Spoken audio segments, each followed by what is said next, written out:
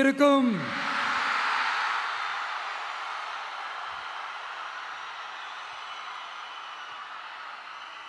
தமிழக மக்கள் உங்கள் அனைவருக்கும் என்னுடைய வணக்கமும் என்னுடைய நன்றிகளும். குறிப்பா திருச்சி கிழக்கு தொகுதி மக்கள் உங்கள் அனைவருக்கும் என்னுடைய ஸ்பெஷல் வணக்கமும் ஸ்பெஷல் நன்றிகளும். இதை நான் ஏன் இப்படி சொல்றேன்னா, என்னை இப்போ பெரம்பூர் தொகுதி எம்எல்ஏன்னு தான் சொல்லுவாங்க.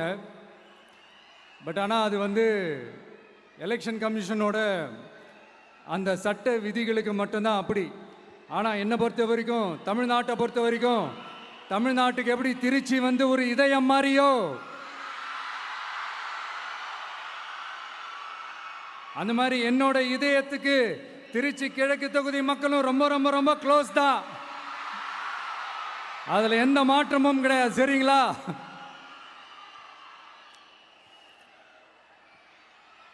ஆட்சிக்கு சில வாரங்கள் கூட ஆகல.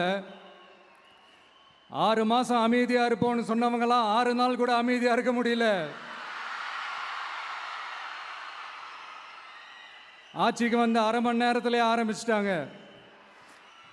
பாவம், ஒரு கல்யாண வீட்டிலலாம் போய் புலம்பிட்டு இருக்காங்க. நான் சொன்னதெல்லாம் நடக்குதா? 1 by 1 எல்லா புலம்பல்ஸும். அது மாதிரி இத்தனை வருஷமா மாத்தி மாத்தி உங்களை ஏமாத்திக்கிட்டு இருந்த இந்த 2 பேரையும் வேண்டாம்னு சொல்லி ஒதுக்கிட்டு உங்களுக்காக உண்மையா உழைக்க வந்த உங்க விஜய, உங்க அண்ணனை, உங்க தம்பிய முதல் அமைச்சரா இல்ல முதல் சேவகனா ஆக்கியிருக்கிறீங்க. தலை வணங்கி ஒட்டுமொத்த தமிழக மக்களுக்கும் இந்த நேரத்தில் என்னுடைய நன்றியை தெரிவிச்சுக்கிறேன். இந்த நேரத்தில் எங்களுக்கு ஆதரவு தெரிவித்த அத்தனை இயக்கங்களுக்கும், அத்தனை இயக்கத்தின் தலைவர்களுக்கும் மீண்டும் என்னுடைய நன்றியை தெரிவிச்சுக்கிறேன்.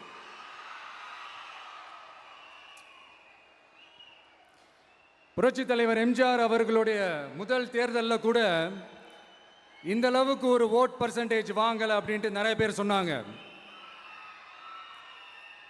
ஆனால் நீங்கள் டிவி கேட்க அவ்வளோ நீங்கள் ஆதரிச்சிருக்கிறீங்க. நான் எம்ஜிஆர் அவர்களோடலாம் நான் கம்பேர் பண்ணல. எம்ஜிஆர் தான். ஆனால் நாம பெரியார், அண்ணா, எம்ஜிஆர் அவர்கள் வழியில் ஒரு அன்பா உழைக்க வந்த உங்க விஜய், அவ்வளவுதான். 1977 நீங்க போடாத ஓட்டை 2026 நீங்க போட்டிருக்கிறீங்க. என்ன ஒண்ணு, இன்னும் கொஞ்சம் அதிகமா ஆதரிச்சிருந்தீங்கன்னா கொஞ்சம் நல்லா வந்திருக்கும்.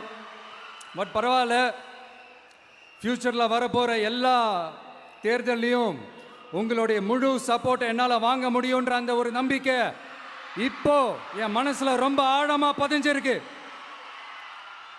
ஏன்னா நீங்க அமைச்சு கொடுத்திருக்கிற இந்த ஆட்சியில எல்லா நன்மைகளையும் நீங்க கண்கூடா பார்க்க தான் போறீங்க அப்படின்ற அந்த கான்ஃபிடன்ஸும் இப்போ என் மனசுல ரொம்ப ஆழமா பதிஞ்சிருக்கு. யார் எந்த நிலைமைக்கு எந்த பொசிஷன்ல போனாலும் இந்த கிண்டலும் கேலியுமா பேசுறது இருக்கத்தானே செய்யும்.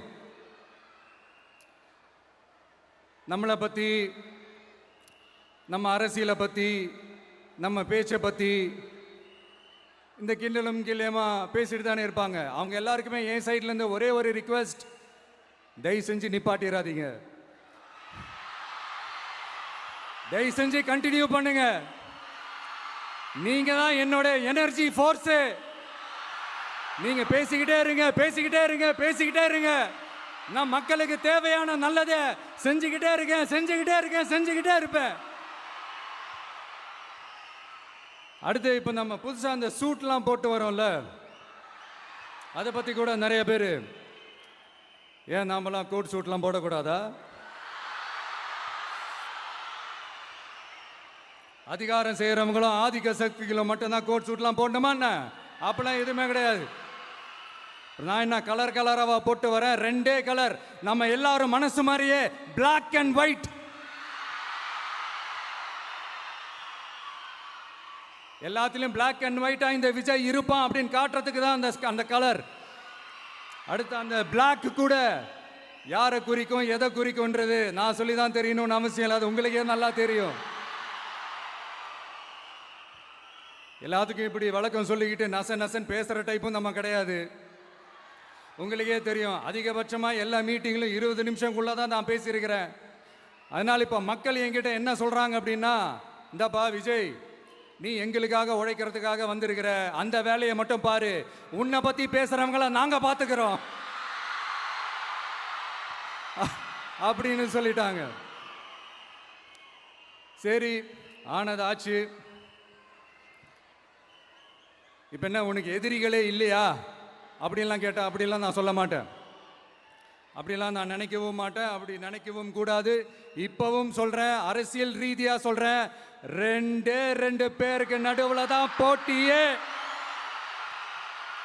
ஒன்று இன்னொன்று, எஸ், ஒன்று டிவிக்கு, இன்னொன்று டிஎம்கே. இதுக்கு நடுவில் வேற யாருக்கும் எந்த வேலையும் கிடையாது. ஏதாவது இருக்குன்னு சொல்றீங்க? எலெக்ஷனுக்கு முன்னாடியும் அவங்களுக்கு ஒரு வேலையும் இல்லை, இப்போ எலெக்ஷனுக்கு அப்புறம் சுத்தம்.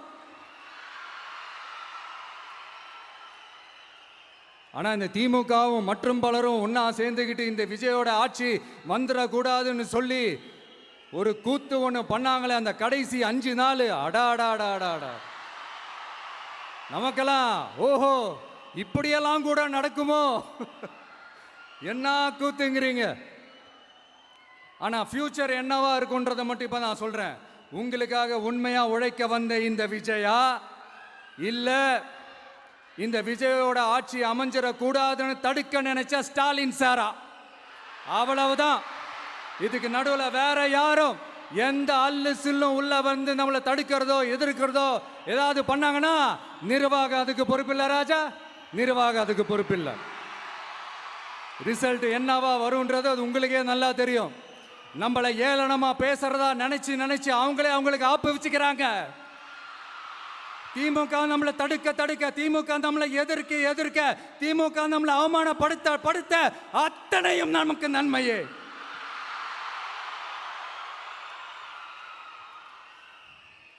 ஒன்று கவனிச்சிங்களா மக்களே, நம்ம ஆட்சிக்கு வந்ததுக்கு அப்புறம் ஒரு விஷயம் ஒன்று நடந்துகிட்டு இருக்கு. இது இந்த ஜென்சி தலைமுறையை அட்ராக்ட் பண்றதுக்காக இங்கிலீஷ் தமிழ் கலந்த அறிக்கை, அது சொல்ல வந்த நினைச்சிங்களா? அந்த காமெடி எல்லாம் கிடையாது. அடுத்து இந்த ரியாலிட்டியை மறந்துட்டு இந்த ரீல்ஸ் போடுறது, அது சொல்ல வந்தீங்களா? அந்த காமெடியும் கிடையாது. இது சீரியஸாக ஒரு விஷயம் நடந்துகிட்டு இருக்கு. முன்னெல்லாம் சட்டசபையில் யார் பேசுனா நமக்கு என்ன, யார் அடிச்சுக்கிட்டா நமக்கு என்னன்னு இருந்த கூட்டம்லாம் இப்போ சட்டசபையில் என்ன நடக்குது, என்ன பேசிக்கிறாங்கன்றது ரொம்ப உன்னிப்பாக கவனிக்கிறாங்க. கவனிச்சிங்களா? திமுக ஸ்டைல்லே சொல்லணும்னா ரீல்ஸ் போட்ட கூட்டம்லாம் இப்போ நியூஸ் பார்த்துக்கிட்டு இருக்கிறாங்க. அதில் நமக்கு சந்தோஷம்தான், பெருமை தான். நம்மளுடைய யங்ஸ்டர்ஸ், நம்ம பெண்கள் எல்லாம் அந்த அரசியல் என்னன்னு தெரிஞ்சுக்கணும், அந்த அரசியல் என்னன்னு புரிஞ்சுக்கணும்னு அப்படி ஒரு விழிப்புணர்வு ஏற்பட்டிருக்கு. அதில் எங்களுக்கு சந்தோஷம்தான். இதெல்லாம் யாரால நடந்திருக்கின்றது நான் சொல்லி தான் உங்களுக்கு தெரியணும்னு அவசியம் இல்லை, அது உங்களுக்கே நல்லா தெரியும். இப்படிப்பட்ட நம்ம தெய்வங்களை, இப்படிப்பட்ட நம்ம மக்களை தற்குறின்றது இன்னமும் சொல்லிக்கிட்டு இருக்கிறாங்க. நான் காஞ்சிபுரத்தில் சொன்னதை தான் இங்கே நான் திரும்பவும் ரிப்பீட் பண்ணுறேன். நீங்கள் தற்குறின்னு சொன்னீங்களே, அவங்க தான் உங்களோட அரசியல் வாழ்க்கையே ஒரு கேள்விக்குறி ஆக்கியிருக்கிறாங்க. கேள்விக்குறி ஆக்கிட்டாங்க, இன்னமும் ஆக்க போறாங்க. அன்னைக்கு நான் சொன்னப்போ சிரிச்சவங்களாம் இன்னைக்கு என்ன பண்ண போறாங்களோ. உண்மையை சொன்னாதான் அந்த கூட்டத்துக்கு கசக்குமே. உண்மையிலே நீங்க மக்கள் மனசை புரிஞ்சு வச்சிருந்தீங்கன்னா நீங்க இப்படி மக்களை தப்பாவே பேசியிருக்க மாட்டீங்க. அது என்ன, அப்புறம் அரசியல் புரிதல் இல்லாம மக்கள் நமக்கு ஓட்டு போட்டுட்டாங்களாம். இந்த கவர்ச்சியில மயங்கி மக்கள் நமக்கு ஓட்டு போட்டுட்டாங்களா? நான் என்ன, சரி விடுங்க.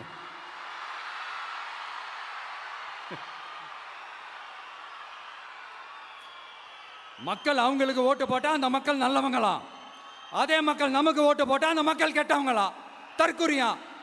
இதே மக்கள் தான் இத்தனை வருஷமா அவங்களுக்கு ஓட்டு போட்டுட்டு இருந்தாங்க. உங்களுக்கு மட்டும் என்ன, வேற ஏதாவது பிளானட்ல இருந்து குதிச்சு ஓட்டு போட்டு போனாங்களா? தற்கொரியாமா, தற்கொரி நல்லா வருது, வேணான்னு பாக்குறேன். எங்க அண்ணன் விஜயகாந்த் அண்ணன் சொல்ற மாதிரி, அண்ணா அவர்கள் ஆரம்பிச்ச கட்சியை ஒரு அடிமை கூடாரமா ஆக்குனது யாருங்க சார்? இப்படியெல்லாம் ஆக்கிட்டு உண்மையை சொல்லு உடன்பிறப்பேவா. உங்களோட அந்த உண்மையான உடன்பிறப்புக்கெல்லாம் என்ன சொல்றாங்க தெரியுமா சார்? திமுக இப்படி ஆனதுக்கு காரணம், அந்த காரணத்தை வெளியிலலாம் போய் தேடாதீங்க, உங்க குடும்பத்துக்குள்ளே கேளுங்கிறாங்க. உங்களுக்காக மாடா உழைச்சி தேஞ்சு போய் கிடக்கிறோம். திமுக இப்படி ஆனதுக்கு காரணம் உழைக்காம சொகுசா இருக்கிற உங்க குடும்பத்துக்குள்ளேயே போய் கேளுங்கிறாங்க. ஒவ்வொரு திமுக தொண்டனும் அதை சொல்றாங்க. அதை புரிஞ்சிக்காம நம்மளையும் நம்ம மக்களையும் தப்பா பேசிக்கிட்டு, நீங்க மக்களை தப்பா பேசுனீங்கன்னா இந்த விஜய் வந்து கேள்வி கேட்பான், சும்மா இருக்க மாட்டான். இந்த விஜயும் தமிழ்நாட்டு மக்களும் வேறு வேறு இல்லை. இந்த விஜய் தான் தமிழ்நாட்டு மக்களோட ஒரு உண்மையான ஒரே பிரதிநிதி. இது இன்னைக்கும் சரி, நாளைக்கும் சரி, நாளன்னைக்கும் சரி, இதுதான் நிஜம். மறுபடியும் சொல்றேன், நமக்கும் மக்களுக்கும் இடையே இருக்கிற இந்த பூர்வ ஜென்ம பந்தத்தை, அந்த உறவை ஏதோ இந்த சதிகள் சூழ்ச்சிகள் பண்ணி யாராலையும் எதுவும் கெடுக்கவே முடியாது. கெடுக்க ட்ரை பண்ணீங்க நம்ம ஆட்சிக்கெல்லாம் வரதுக்கு முன்னாடி. என்ன சதிகள், என்ன சூழ்ச்சிகள், என்னென்னலாம் பண்ணி எப்படி எப்படியெல்லாம் தடுத்துடலான்னு. ஆனால் இப்போ ஆட்சிக்கு வந்த இந்த சாமானிய மக்கள் ஆட்சியை நீங்கள் இந்த எதிர்கட்சியாக இருக்கும் போது ஒன்று யூஸ் பண்ணுவீங்கள்ல, இந்த பழைய டெக்னிக்கு, அதெல்லாம் யூஸ் பண்ணி நம்மளையும் மக்களையும் பிரிச்சிடலாம்னு நினச்சிங்கன்னா அது ஒரு காலம் நடக்காது. மக்கள்லாம் ரொம்ப தெளிவாயிட்டாங்க சார், ரொம்ப தெளிவாயிட்டாங்க. அதனால ஒரு ஆக்கப்பூர்வமான ஒரு எதிர்கட்சியாக செயல்பட்டு மக்கள் மனசை வெல்ல பாருங்க. இந்த கடைசி லாஸ்ட் 1 மந்த்தா நடந்த ஒரு சில விஷயங்கள் உங்ககிட்ட நான் ஷேர் பண்ணணும்னு ஆசைப்படுறேன். இந்த 200 யூனிட் மின்சாரம், கட்டணமில்லா மின்சாரம் அறிவிச்சோம். அதில் ஆல்ரெடி இருந்த 100 யூனிட் திமுக கொடுத்தது கிடையாது. மேடம் ஜெயலலிதா மேடம் இருந்தப்போ செஞ்சுட்டு போனது. ஸ்டாலின் சார் பதவி போன அந்த கடுப்பில் அறிக்கையா விட்டு தள்ளிக்கிட்டு இருக்கிறாரு. என்ன பண்ணீங்க உங்களுடைய ஆட்சியில்? மக்கள் பணத்தை, டாஸ்மாக்ல இருந்து அடிச்ச அந்த பணத்தை, ஊழல் செஞ்ச அந்த ஃபைலை க்ளோஸ் பண்றதுக்கு அலையா அலைஞ்சிங்க. ஆனா இந்த விஜய் மக்களுக்கு தொந்தரவா இருக்கிற அதே டாஸ்மாக க்ளோஸ் பண்ணா. விவசாயிகளோட அந்த கடனை தள்ளுபடி மேக்சிமம் இந்த 1 மந்த்ல என்ன செய்ய முடியுமோ அதை செஞ்சான். நீங்க தான் அந்த நிதி சம்பந்தமா இருக்கிற எல்லா கேட்டையும் லாக் பண்ணி வச்சுட்டு போயிருக்கிறீங்க. அதை சரி செய்ய வேணாமா? அதை ஒழுங்குபடுத்த வேணாமா? அதனால மறுபடியும் சொல்றேன், இந்த விஜய் பொய் சொல்லி ஏமாத்துறதுக்காகலாம் அரசியலுக்கு வரல. உங்க கூடவே நிக்கிறதுக்காக மட்டும்தான் அரசியலுக்கு வந்திருக்கிறேன். அதுல எந்த மாற்று கருத்துமே கிடையாது. கவலையப்படாதீங்க விவசாய பெருமக்களே. அடுத்து இந்த சட்டம் ஒழுங்கு, அது சரியில்லை இது சரியில்லைன்னு சொல்லி திமுகவும் மற்றும் பலரும் மாறி மாறி கூவுறீங்க. நான் ஒன்று கேட்குறேன், இந்த மாடல் அரசுன்னு சொல்றீங்களே, அதில் என்ன செஞ்சு வச்சுட்டு போயிருக்கீங்க? ஒரு ஊர் விடாம, ஒரு தெரு விடாம போதைப் பொருள் கலாச்சாரம் அப்படியே ஸ்ப்ரெட் ஆகி கொட்டி கிடக்குது. அது அப்பவே இனிஷியல் ஸ்டேஜ் அதை நீங்க கண்ட்ரோல் பண்ணியிருந்தீங்கன்னா இத்தனை பெண் குழந்தைகளை, இத்தனை பெண்களை இழக்க வேண்டிய ஒரு சூழ்நிலை ஏற்பட்டிருக்குமா? எல்லாத்தையும் பண்ணிட்டு பழியை தூக்கி ஏன் மேல போடுறாங்க. நீங்க என்ன பழி நம்ம மேல போட்டாலும் மக்கள் நிம்மதியா வாழக்கூடிய அந்த செயலை கண்டிப்பா இந்த விஜய் செஞ்சு தான் காட்டுவான். அதுக்காக தான் எஃபிஷியன்டான போலீஸ் ஆஃபீஸர்ஸ் நான் அப்பாயிண்ட் பண்ணியிருக்கிறேன். எஃபிஷியன்டான அந்த போலீஸ் ஆஃபீஸர்ஸ் டீம் நான் அப்பாயிண்ட் பண்ணியிருக்கிறேன். பெண்கள் பாதுகாப்பான அந்த சிங்க பெண் காவல் படை நெக்ஸ்ட் வீக் அதை இனாகரேட் பண்ண போறோம். தப்பு செஞ்சவங்களுக்கான தண்டனை, அதுக்கான சார்ஜ் ஷீட் எல்லாமே ரொம்ப ஃபாஸ்டா, ரொம்ப ஸ்பீடா செய்யறதுக்கான அந்த வேலையை செய்ய சொல்லி இருக்கிறோம். கோர்ட்ல கூட தப்பு செஞ்சவங்களுக்கான அந்த கடுமையான தண்டனை வாங்கி கொடுக்கறதுக்கான அந்த வேலையையும் ரொம்ப சீக்கிரமா செய்ய சொல்லி இருக்கிறோம். அதனால நீங்க என்ன பழி நம்ம மேல போட்டாலும் உண்மையா உறுதியா மக்களுக்கு தேவையான எல்லா விஷயங்களையும் இந்த விஜய் செஞ்சு தான் காட்டுவான். இப்படியெல்லாம் நம்ம சொல்றதுனால இவங்க என்ன சொல்லுவாங்க தெரியுமா? அவங்க தான் ஆட்சியிலே இல்லையே, அப்புறம் ஏங்க அவங்கள குறை சொல்றீங்க அப்படின்னு கேட்பாங்க. வேரில் வெந்நியை ஊற்றிட்டு போனவங்கள வெளிச்சம் போட்டு காட்டாமல் பின்ன வேற என்ன சொல்லுவாங்க? இதெல்லாம் மக்கள்கிட்ட நம்ம தெளிவாக எடுத்து சொல்லணும் இல்லையா? அதுக்காக தான் இதெல்லாம் சொல்லிகிட்டு இருக்கிறேன். நம்ம மக்களுக்காக இவ்வளோ வேலை பார்க்குறோம், ஆனால் இவங்க அதையெல்லாம் விட்டுட்டு குதிரை பேரம் பண்ணுறாரு, அது பண்ணுறாரு, இது பண்ணுறாருன்னு சொல்லிட்டு தப்பாக கதையெல்லாம் அடித்து விட்டுக்கிட்டு இந்த தீய சக்தியும் தீந்து போன சக்தியும் அதாங்க திமுகவும் மற்றும் பலரும் ஒன்னா சேர்ந்துக்கிட்டு திருட்டுத்தனமா யாருக்கும் தெரியாம ஒரு ஓரமா மூலையில உட்கார்ந்துட்டு பேரம் பேசி கூட்டு சேர்ந்து ஆட்சி அமைச்சு கொள்ளையடிக்க திட்டம் போட்டாங்க. அது ஏன் தெரியுமா? உங்களோட இந்த டிவிக்கு ஆட்சி அமைஞ்சா அவங்க பொழப்பே போயிடும். அந்த கொள்ளையடிக்கிறது, லஞ்சம், ஊழல் எல்லாமே கத்தம் கத்தம். அதான் இந்த காரணம். அடுத்து ஸ்டாலின் சார், திமுக வந்து இப்போ தீய சக்தி மட்டும் இல்ல, மக்களை விட்டு ரொம்ப தூரமா போன தூர சக்தி, ஓர சக்தி, கோர சக்தி, பார சக்தி. நீங்க எப்போ இந்த தீந்து போன சக்தியோட நீங்க கூட்டு சேர்ந்துக்கிட்டு ஆட்சி அமைக்கணும்னு நினைச்சீங்களோ, அப்பவே இந்த திமுக தூர்ந்து போன சக்தியாகவும் ஆயிடுச்சு. நீங்களாம் நம்மளை பத்தி அவதூறு பேசலாமா சார்? இது நியாயமா? மக்களை இவ்வளோ பெரிய மக்கள் சக்தி நம்மளோடு இருக்கும் போது நமக்கு எதுக்கு வேற அரசியல்? எலெக்ஷன்ல 50-60 வருஷமா இருந்த சாதிய உடைச்சிருக்கிறோம், மதத்தை உடைச்சிருக்கிறோம், காசு கொடுத்து ஓட்டு வாங்கறத உடைச்சிருக்கிறோம். நாம எது செஞ்சாலும் கான்ஸ்டிடியூஷன்ல தான் செய்வோம். நாம சிங்கிள் மெஜாரிட்டி வாங்கி இருந்தாலும் நம்மளை நம்பி முறையா கூட்டணியில கட்சியில ஆதரிக்க வர்றவங்களை அரவணைச்சு தான் இருப்போம். நான் இப்பவும் மீண்டும் டிக்ளேர் பண்றேன், டிவிகே ஆட்சி எந்த பாகுபாடும் இல்லாம எல்லாருக்குமான ஒரு ஆட்சியா தான் இருக்கும். அதுல எந்த மாற்றமும் கிடையாது. ஸ்டாலின் சார் மாதிரி ஊசலாட்டம் இருக்கவே இருக்காது. மதச்சார்பற்ற கொள்கையில சமரசமே இல்லை. மாநில உரிமைகள்ல விட்டு கொடுக்கவே மாட்டோம். நதி நீர் உரிமைகளை விட்டு கொடுக்கவே மாட்டோம். சமூக நீதி, சம நீதிய, சமத்துவ நீதிய ஒரு நாளும் விட்டு கொடுக்கவே மாட்டோம். அதனால திருச்சி கிழக்கு தொகுதி மக்களே, தமிழ்நாட்டில் இருக்கிற 234 தொகுதியும் நம்ம தொகுதி தான். அதுல எந்த கட்சி ஜெயிச்சிருந்தாலும் அது நம்ம தொகுதி தான். பெரம்பூரா இருக்கட்டும், திருச்சி கிழக்கா இருக்கட்டும், எனக்கு 2 கண்கள் மாதிரி. அதுலயும் திருச்சி கிழக்கு என் செல்ல புள்ள மாதிரி. அதனால வரப்போற இடைத்தேர்தல்ல உங்க வீட்டில் இருக்கிற ஒருத்தரை உங்கள ஒருத்தரை தான் வேட்பாளரா நிக்க வைக்க போறோம். நீங்க எப்படி இந்த விஜய்க்கு ஆதரவு கொடுத்து ஓட்டு போட்டு ஜெயிக்க வச்சீங்களோ, அதே மாதிரி வரப்போற இடைத்தேர்தல்ல உங்களுடைய அந்த வேட்பாளரையும் ஜெயிக்க வைப்பீங்கன்ற அந்த ஒரு நம்பிக்கை நான் முழுமையாக தான் நம்புறேன். உங்களுக்காக உழைக்க வந்திருக்கிறேன். உங்களுக்காக எல்லா விஷயத்தையும் நான் பார்த்து செய்வேன்.